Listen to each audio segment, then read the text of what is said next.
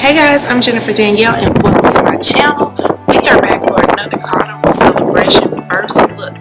Now on my Instagram and YouTube channel, I let you guys vote on what you wanted to see next, and you guys voted on 820 Biscayne. And this area is to celebrate. It talks about Carnival's first headquarter location. The address was 820, so hence the area.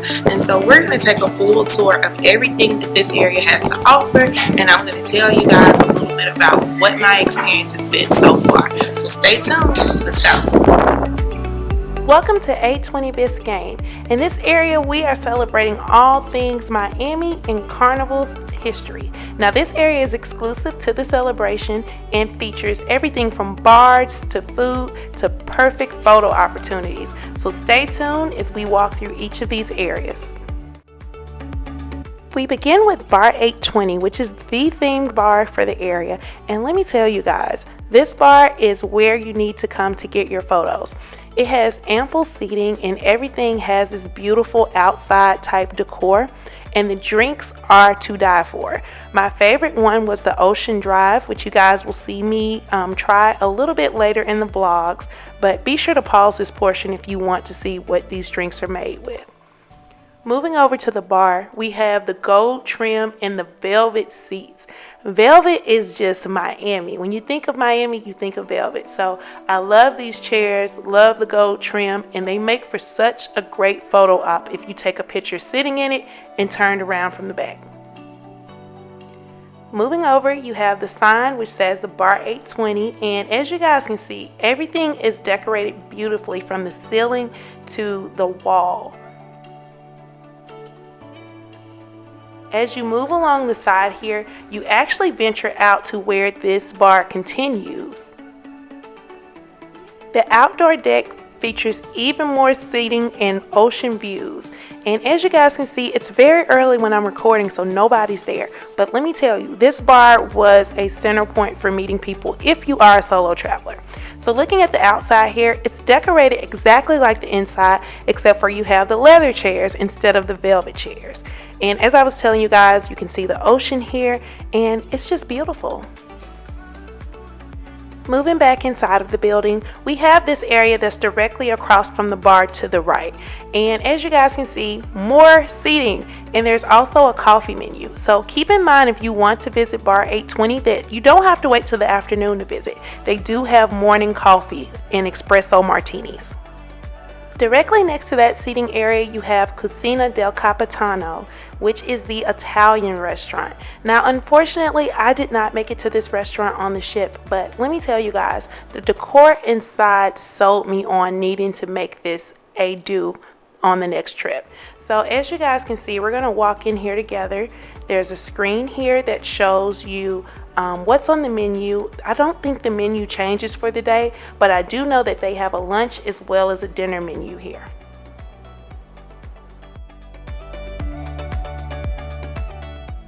We begin on the left with the wine stands and decor, and you know, if you're thinking about Italy, like, you have to have wine, and so I thought that was such a great addition to the decorations of this restaurant.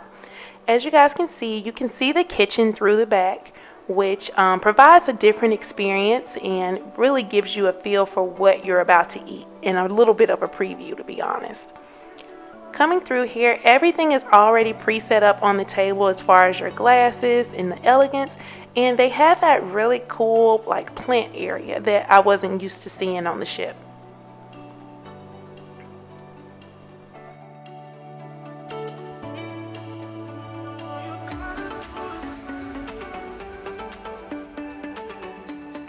Now, I really love these little booths with the decor here to the right, which we're going to zoom in so you can see it a little bit better in a moment, but I felt like that was perfect seating for a solo traveler so that you aren't sitting in the center of everyone and feeling like people are watching you.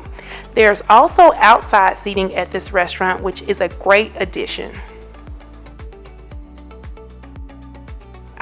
There's that decor I was talking about. Now imagine capturing a photo or just sitting here with these views and these paintings on the wall.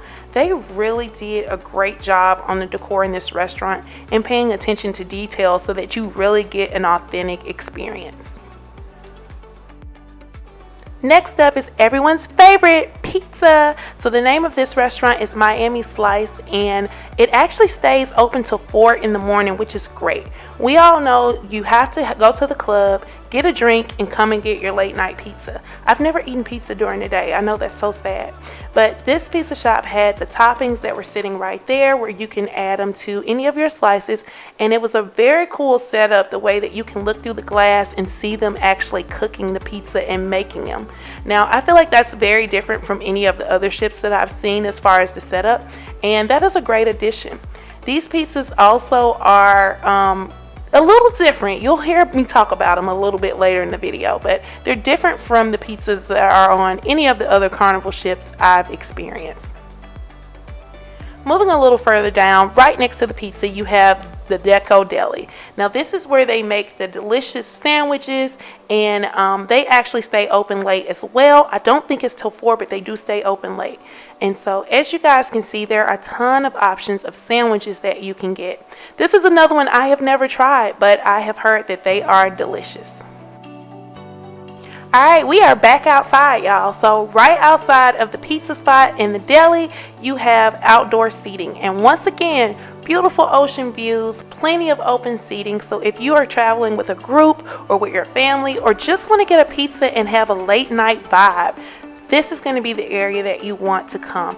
This was the most peaceful place I found on the ship in the morning, and I love the fact that no one was out there.